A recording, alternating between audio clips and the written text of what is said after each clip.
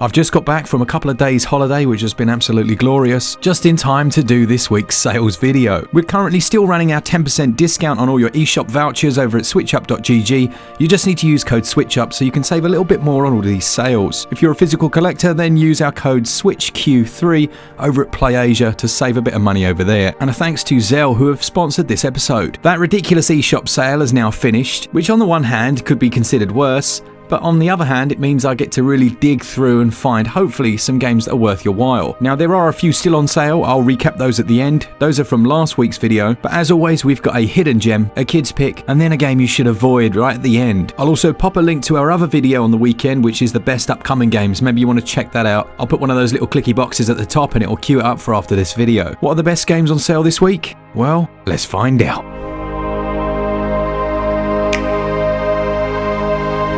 First up then, and I had to do a full review of it because it's so much my type of game, and it's Gamedec, which has its 40% discount until the 31st of this month. This is a really interesting top-down investigation game where you play as a game detective, someone that goes into these virtual worlds, and you're essentially trying to solve different crimes. Now, much like Disco Elysium, it has a system whereby before you begin, you create your own character, and you choose different characteristics, personality traits essentially, and these allow for different dialogue choices when in-game.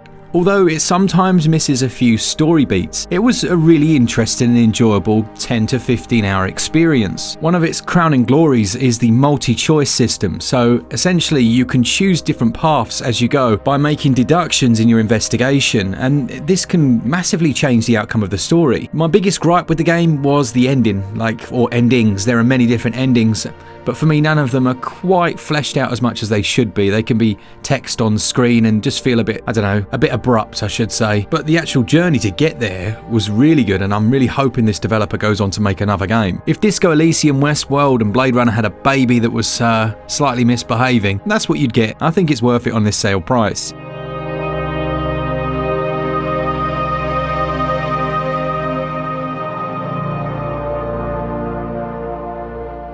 Alright, show some love for XEL. This is the sponsor of this episode. It's a 3D action adventure that's set within this sci-fi setting. I absolutely love it when you get that amalgamation of the science fiction and the natural overgrown world, and by all accounts this may have some Zelda inspirations. Your main weapons are your sword and shield as you explore the world, and it's fast-paced hack and slash combat. Not only will you be facing off against wildlife, you'll also be facing robots and other machines. There are a number of puzzles here and several weapon, shield and gadget upgrades. One of the most intriguing aspects is the ability to jump through time to solve different puzzle areas, but you also might encounter certain enemies that are much weaker at different points in time. As you'd expect with the Zelda inspirations, there are lots of dungeons here, and by all accounts they're very well crafted.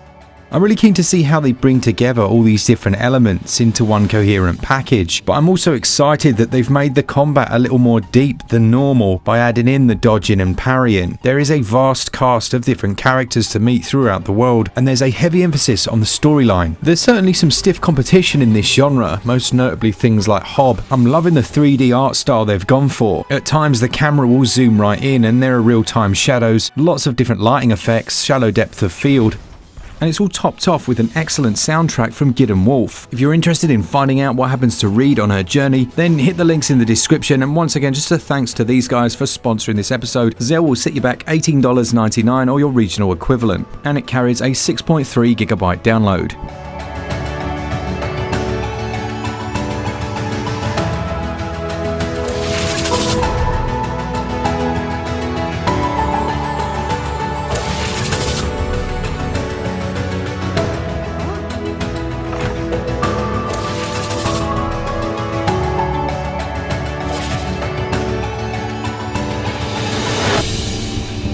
This one's been around for a while and it's recently had a big DLC released. It's FURI, which is 65% off down to £6.29. It's developed by the Game Bakers, and it's a super responsive, very fast sword fighting game, but it's almost an amalgamation of a shooter as well. The whole thing centers around these one-on-one fights. Although it's reasonably simplistic on the surface, it's a very complex and well-nuanced game. It's a real adrenaline rush. It's single player only, and you're looking at around about 6 to 12 hours to do everything, and that sale goes on until July the 18th.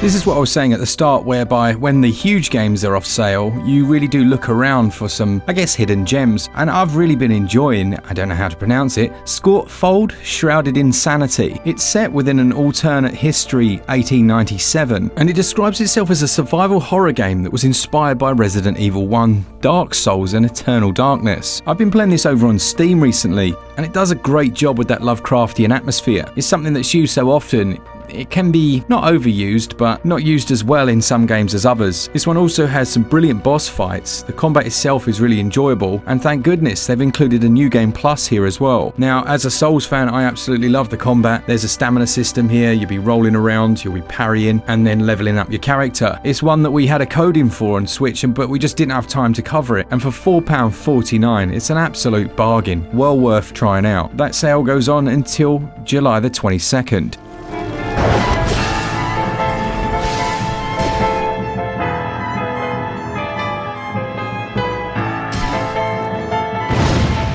An early review on the channel was for a game called A Robot Named Fight. I didn't realise at the time it was just one developer, and he's put so much work into the game since it's been launched as well. It's essentially a Metroid game, but with some roguelite elements. And yes, I know a lot of you by this stage are put off by the word roguelite, but when this was released, there weren't the absolute sea of them there are now. And this one's brilliant. There are 4 players, so you can play with up to 4 of you on one console. There are 60 different enemy types here, and over 100, well maybe it is 100 different items that you can find. It controls really well. There's tons to do. There's been massive free updates released since it came out, and it's a developer that personally I would like to support because I think he's done a cracking job with this game. It's on sale until July the 22nd, and if it interests you, then check it out. Alright, this is a secret weapon, this game. It's Mario and Rabbids Kingdom Battle. What am I on about it being a secret weapon? Well, I've been trying desperately since Command & Conquer to convince my other half that she would enjoy games, and Mario and Rabbids Kingdom Battle is the Trojan horse that's going to do just that. I guarantee you. It's so easy to pick up and play, but it's very compelling. Has a really nice tactical turn-based system, has the strategy elements that I'm pretty sure she's going to enjoy, and you can play the 2 of you.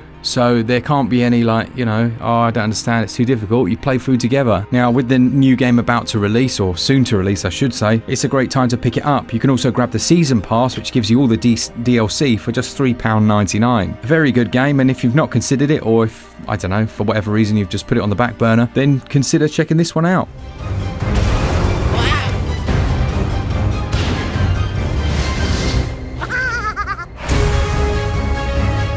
Next up, we've got Vampyr. I actually watched an interview of a Vampyr again the other day. I'm not sure how I felt about it the second time round. I remember absolutely loving it. It was decent, but yeah, anyway, I digress. Now, Vampyr the game is a really interesting concept whereby you play as a doctor who becomes a vampire, and there's kind of this balance between his vampire state and his human state. Everything happens out of a hospital, but the citizens of this town have a constant record. So everyone that you meet, everyone that you engage with, you actually build up a better picture about them. And obviously, some decisions that you make in the game, well, let's just put it this way, you get a bit bitey, and not everyone enjoys that. Or you can try and really play out the human side more, but then you've got people hunting you as well. Now, the combat is okay. The combat's probably the weaker area, but the conversation, the dialogue, the narration, those are decent, and it's a really enjoyable game. It's 7.3 gigabytes and quite lengthy. You could easily put in about 30 or 40 hours into this one, and that sale goes on until July the 17th.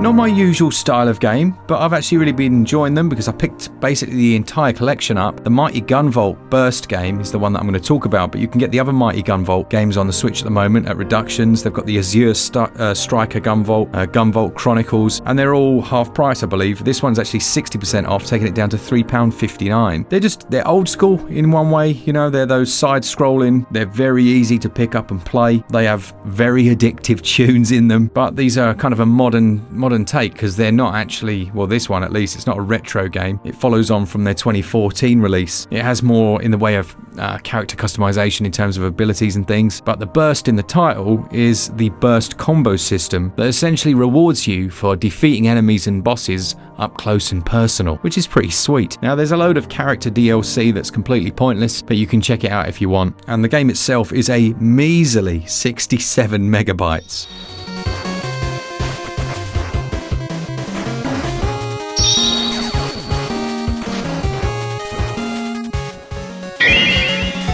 The kids pick for the week is also, I think, a bit underrated on Switch. It's Yonder the Cloudcatcher Chronicles, and there are so many brilliant systems within this game. Now, the biggest issue for it at launch was just performance. It had a few stutters and things like that. Performance isn't perfect by any means, but it doesn't detract from a really enjoyable game. It's an open world adventure where you can perform different quest lines and missions, but you can also run a little farm, and as the seasons progress, so the weather changes. So it'll go all frosty and icy, and then that might open up new areas of the map. There's also a bartering system, so each town has its own, I believe each town has a guild, but you can trade between the towns and, try and buy high and sell. No, that's not right. Don't buy high, sell low. You'll be absolutely broke. But you know what I mean. It's a really chilled out game. If you're after something that's a bit more relaxing, I'll probably use the artwork on the thumbnail as well because it just looks beautiful. Consider checking this one out. Obviously not just for kids, for absolutely everyone.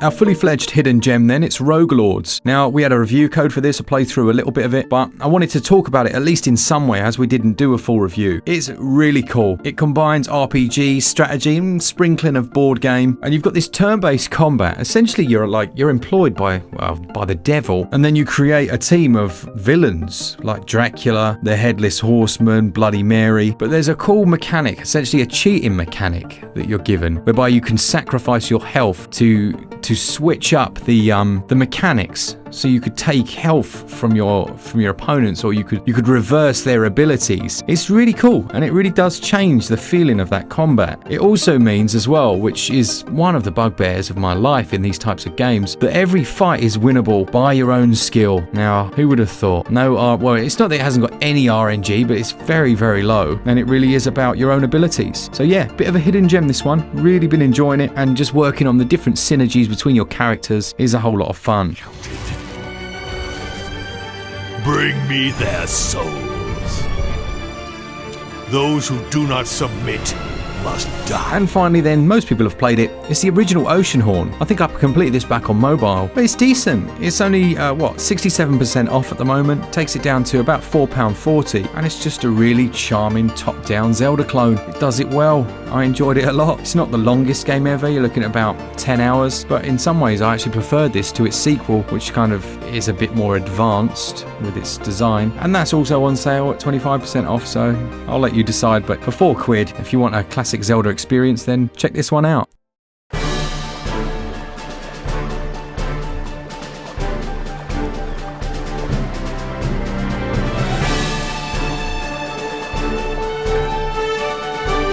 Quick recap of the games that are still on sale from last week that are worth checking out. You've got the Spelunky series 1 and 2, brilliant games, very addictive, and can be played with a group of friends. Those are on sale until the 14th. There's something so compelling about finding a new item or a new little shiny thing when you're digging around in the world. Then there's Spaceland, which is a tactical turn-based game like XCOM, but simplified. They're very small scale and easy to pick up, I guess, and easy to play. That one's on sale until the 15th. I really enjoyed that. And then you've got another tactical turn-based game. It's Transformers Battlegrounds, which I expected to be absolute trash, but it was, I played it from start to finish in a few sessions and really enjoyed it. I thought it was okay. What was also good about it was that you could do the whole certain missions, actually not the whole thing. You could do certain missions with a friend in co-op, which is cool, and set up games that you want to play in co-op. That one is on sale until the 24th. Then we have our Avoid game, and it's a title called Torn Tales Rebound Edition. Now, I'm a massive fan of this style, and from the images, I thought I'm going to love this game. It's going to be great. It has that kind of Baldur's Gate look about it, maybe a bit of Diablo. But unfortunately, there's just no life here. It's very budget. It feels, I don't want to be harsh, but it feels cheap. And then the questing, there's no real quest system here. It's very clunky. You might be expecting to find like huge towns and cities, but there's none of that, and it's just a shame. I think in the developers, if this is one of their first games, then fair enough. There's obviously some talent there, but I think they just need to concentrate on those core systems because they're very important. Because as it is, it's just not very fun, I'm afraid. And that is it for the week. Once again, a thanks to the sponsor of the video, XEL. Add it to your wish list if it interests you, and save 10% on any of these games using code SwitchUp over at switchup.gg. Thanks to our patrons, you guys support us each and every month. I blatantly still haven't set up channel membership because I wanted to go on holiday. You know, I had a 2-day holiday, living the dream in a tent. Happy days. Cheers, guys. For all things Switch, all the time, keep it Switch up. See ya!